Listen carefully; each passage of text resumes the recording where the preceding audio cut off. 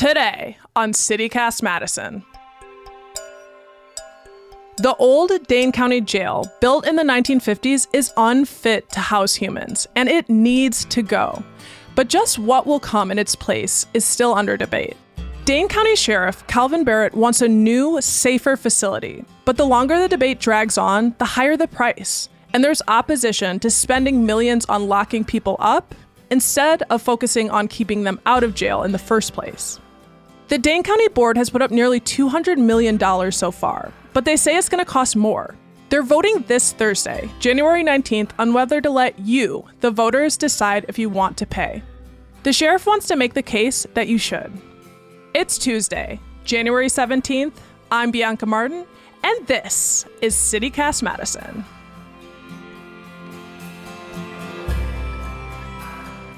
Sheriff, welcome to CityCast Madison. Thank you so much for having me. It's a pleasure to be here. So this call to close the city-county building portion of the jail was started at least 2 decades ago. There's widespread agreement that the jail should be shut down due to the conditions. What's it like inside there? Number one, the building is old and outdated. It was built in 1953, and its design and its intent reflects the community, our society at that time. It's borderline unconstitutional in regards to its design.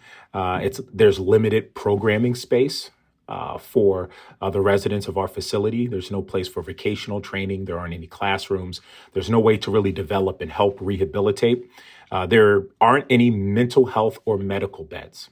Due to its design, we are forced to house our incarcerated population in solitary confinement for someone going through a medical emergency or someone going through a mental health emergency, which is an issue. And it just overall doesn't match the values of our Dane County community, which is to help rehabilitate and provide those with resources to better themselves. What's the longest that someone might end up being in that space? Typically, but also the longest. It depends on their status. So we have pretrial, meaning that they have not actually gone to trial and been found guilty or innocent. So they could be there throughout the process of their trial. But the typical sentence is less than 12 months in a jail. Anything typically more than 12 months, individuals are sentenced to prison. But yeah, solitary confinement, that's, that possibility for quite some time. That's, very disturbing. What is the best solution to closing down the city-county building jail? Yes, I think number one, we have a reasonable compromise that's on the table, and that was approved by the Dane County Board in spring of last year, which would call for building a smaller facility that is 6 stories and only has 825 beds. There was a lot of compromise and concessions that were given in on all stakeholders in this project, and it is the most reasonable and practical and sustainable facility to move us forward in our criminal justice reform efforts. And so there's been a lot of discussions about the bed count specifically. That's a lot of where the conversation has gone to. Why not support the county board's plan for a new 5-story jail? It's a 100-bed difference from what you wanted. Would that end the debate? Talk a little bit about that. Yeah, so number one, it really comes down to not focusing on a number. What we need to focus on is the quality of incarceration. And the quality depends on the space that we have to be flexible in how we rehabilitate those. The less space we have, the less programming opportunities we have. The less space we have, it decreases safety because there's overpopulation and it's overcrowded. So that's what it really comes down to. And I think so many times we get caught up in the number of beds when in reality, we should focus on what is the quality of life that we can provide those that are incarcerated. And the more space provides for flexibility and for us to have specialized housing like medical housing, mental health housing, and veteran pods designed specifically for those who need additional space as they're serving their time. That is what our true focus should be, and less on the actual number of beds. But more space would be more costly, right? Mm-hmm. Absolutely. And that's just due to. So when we look at the actual cost of the jail project, it was approved several years ago for the $148 million to build the 7-story, 922-bed facility, which has been proven through research and through professionals that would be ideal for us, not just now, but for the next 20 years. we have to put our focus on humanity and not necessarily the cost. Right now, the cost can be covered. For those who are against our jail project on the county board, up until about 2 months ago, the issue was it costs too much. It costs too much. We don't have the money. Now we found the money and now there's additional issues. Well, now it's not about the money. But at the end of the day, it really comes down to, do we want to have a facility that we would want our own child, grandchild, brother, sister, or significant other to be in? Does a building built in 1953 that has actual bars and cages, does it represent our values here in 2023 in Dane County? And I can say from experience working in the facility that it does not. What went into that process to determine what would be best, not just 5 years from now, but like you said, 20 years from now? Well, first, it starts with studies. We're very evidence-based here. My background in academics really supports that. So the bed count and what the projection is based off of actual research. In Dane County, since the discussions of a new jail has been happening, we've spent $15.3 million on 29 studies. 15.3 million on studies that have all told us the same thing. Close the city county building and build a new sustainable facility. So the research is there. We recently had Dr. Jablonski several years ago do a jail population study. And he looked at the past 20 years of our jail population, other factors like age of offenders, the growth of Dane County, and then compared that and did a projection up until 2045. That's where we came to that number of 922, which would not just be sustainable now, but for the future as our county continues to grow. Looking at us both, there's just something that comes to mind is, you are the first Black sheriff for this county. Black Dane County residents represent less than 10% of the county's population, but 60% of the jail population. Can you talk about what's causing that? What's contributing to that? First off, taking acceptance and responsibility, our criminal justice system has played a significant role in the disparities in the numbers that we see. We'll take responsibility. That is on us. But the solution to that is to put individuals like myself, as the first Black sheriff in the history of this county, in a position of influence and trusting what I've seen from a professional side, but also from a personal side. So when I come to solutions, when I come to the table and say, this is what I think we need to be successful, I pray that the community and decision makers trust me. We talked about diversity and representation. We get representation here as the first Black sheriff and no one wants to listen to me. It's crazy. It's one of the most, it's wild. So I hope that there's that trust in me and what I can do to move us forward. And when I say this is what we need to have programming space, medical space, mental health space, as a part of criminal justice reform, I hope not only members of our county board, but more specifically, the members of our Dane County Black Caucus trust me and my professional experience and my personal experience that this is the best path forward, along with other solutions, which include affordable housing, transportation, career-based employment, entrepreneurship, financial literacy, all of the things we need to really encompass to help with the disparities that we see in the numbers in our criminal justice system. Yeah, it's truly a full collective systemic thing. And just on a personal note, my own family has been, impacted and involved with the carceral system. And some of these things, crimes of poverty, what have you, there's just something, it's hard just coming at this on an emotional, personal level. Most likely there'll be a disproportionate number of people that might look like me. It makes me uneasy.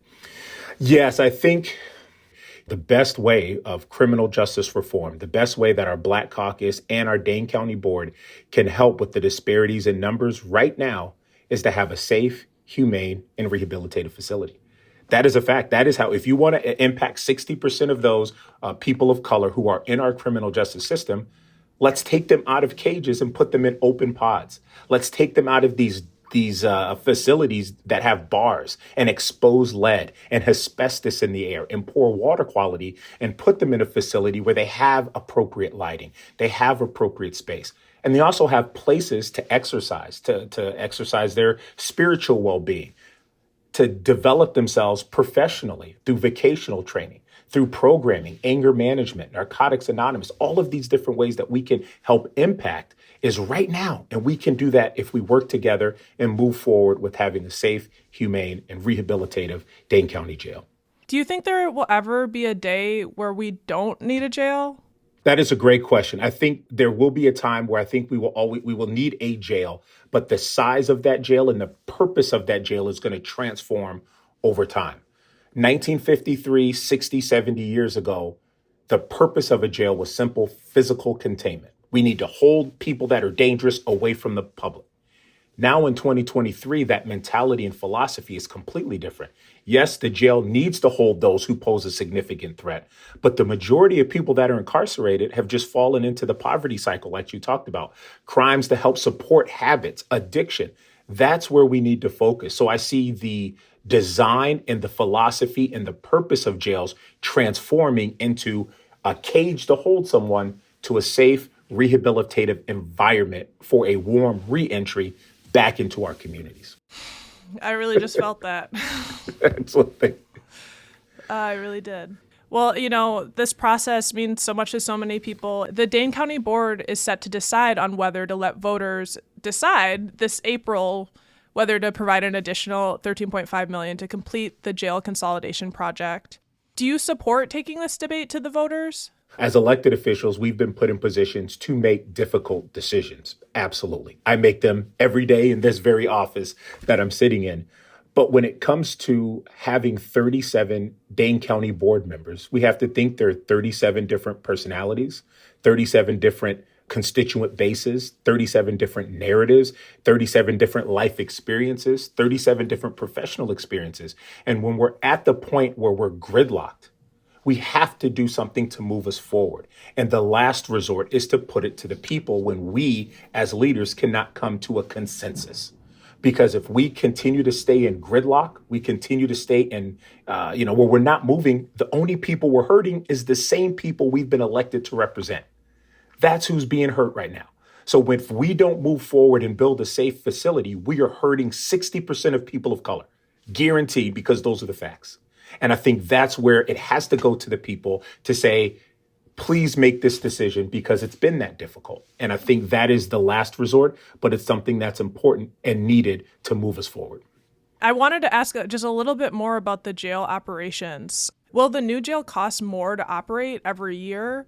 Right now, we currently have 3 separate facilities. We have our Ferris Center, which is out off of Rimrock Road. We have the Public Safety Building, which is on Doty Street, and the City County Building, which is literally right across the street.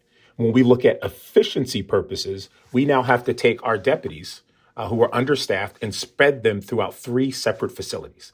So that decreases efficiency, which increase costs. So yes, it may. There's no definitive. We're actually doing a staffing study right now to see if it's going to be more. But at the end of the day, when we look at it, is that additional cost worth investing in our future? Is it worth reducing recidivism? Is it worth having a medical bed to put an expecting mother who happened to be incarcerated? Is it worth having 2 cells specifically designed with negative air pressure flows to keep airborne viruses like tuberculosis or COVID-19 from spreading throughout the other incarcerated population?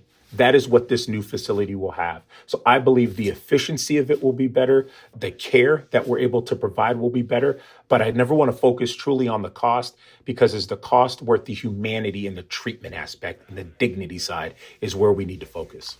And it sounds like there's a lot of focus and attention on these sort of philosophical components of it. And and it's also material. Beyond these costs and the cost of construction, it sounds like you really have big plans for new programming. Can you talk more about that? You just shared a little bit. Programming is the key. We've seen it in our prison systems, where it's the key to helping individuals with that warm re-entry back into the community.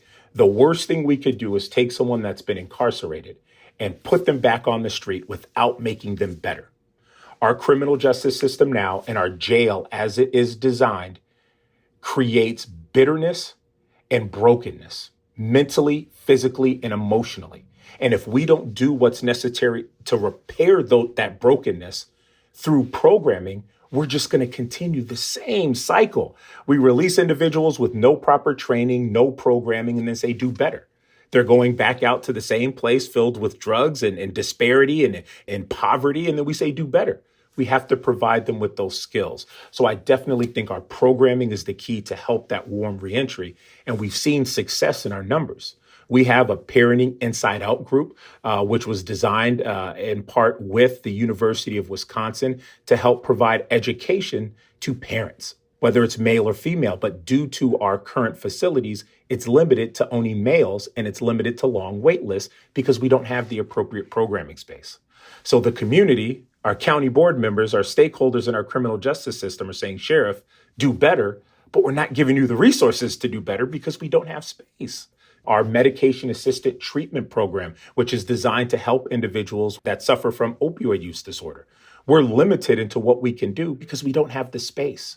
We would love to offer more medications, but we don't have a medical space to do the appropriate observations. And this is how we help move the system forward and not just focus on all the negative. The programming is the key. If we provide individuals with education, with medications in regards to how to help themselves, if we provide them with proper training, if we provide them with better personal and human skills, that's how we solve this issue of the disparities in the numbers we see in our criminal justice system. Sheriff Barrett, thank you so much for your time and for bringing us up to speed on the latest here. Hey, thank you so much for having me. It's been a true pleasure. That was Dane County Sheriff Kalvin Barrett. The Dane County Board will be voting this Thursday, January 19th, on whether to put the jail on the ballot. If the board agrees, it means you, the voters, will decide on whether the county should spend that $13 million. We'll be following. And here's what else Madison's talking about. Should a building that used to house a credit union group be considered a Madison landmark?